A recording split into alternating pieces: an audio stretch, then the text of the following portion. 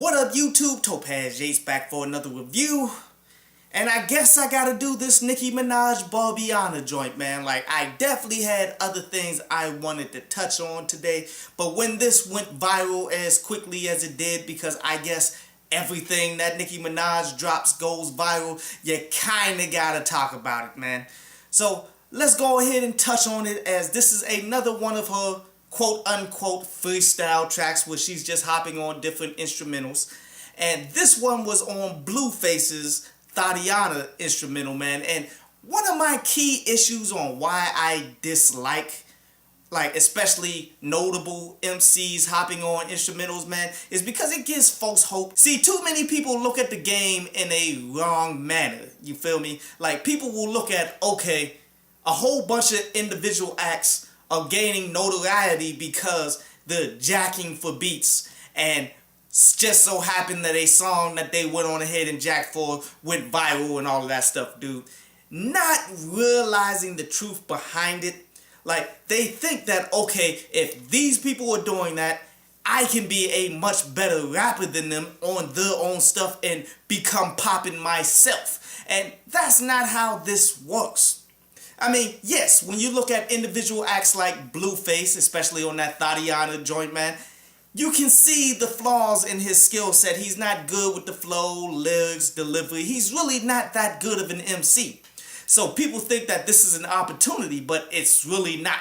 Because a lot of these acts that you see that drops instrumental tracks and gain notoriety, a lot of them was, one, handpicked by the music industry, as industry plans to push them from the grassroots level in order to gain some kind of recognition within the community. Other MCs were already notable and have been dropping music for quite some time that finally built up the audience to go viral, so that the instrumentals that they rapped on, people took it to a whole nother level. And the last ones have a lot of drug money behind them, pushing them, promoting them in order for them to get somewhere. For the most part, this is not who most of you MCs are. So you can't look at, okay, just rapping on an instrumental, you're going to therefore shine. And here's the thing that I say all the time, man. I'm not interested in your freestyle track unless you taking what the original did and flipping it and making it into something way better than what it was ever going to be. And mission accomplished here by Nicki Minaj. But the problem is the bar was set so low, because, as I said, Blueface isn't very good. But the way that Nicki Minaj took it and flipped it, it was interesting, as she added Iana at the end of every bar that she was delivering here. And the wordplay she used to go along with it was somewhat entertaining.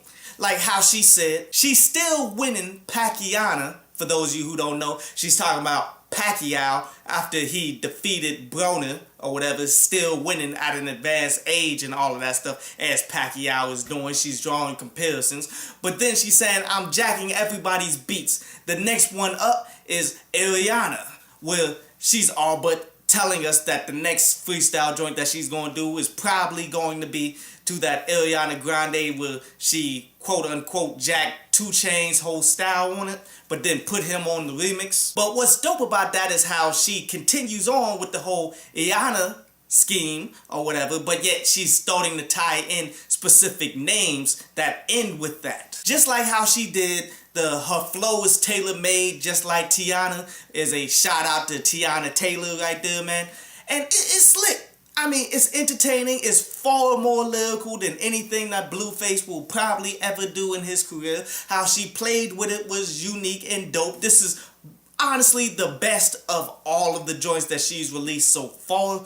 But still, I'm not entertained. Real talk, I'm far more entertained on how she slandered and went at Tommy Lauren, and then Cardi B did the same thing as it. Even though they're not working together to go at her, they still came together on one accord, in which that was kind of dope. I'm way more interested in Blueface, who signed to Cash Money West for some reason, when he's been proven to not pay anybody, baby. He hasn't paid anybody on his labels for quite some time. But I guess either he really looks up to Cash Money and all of that, or he's really desperate, so much so that he'll just sign to anybody. At the end of the day, dude, I'm still waiting on this single that Nicki Minaj says that she has, as many people are speculating that she has the full album done as well. And to be real with you, that's not far-fetched, because you never begin promoting a project until that project is complete, because that's how you hear from all of these people the delays over and over. You really don't get an album for years on out, and it was because they started promoting it before it was finished,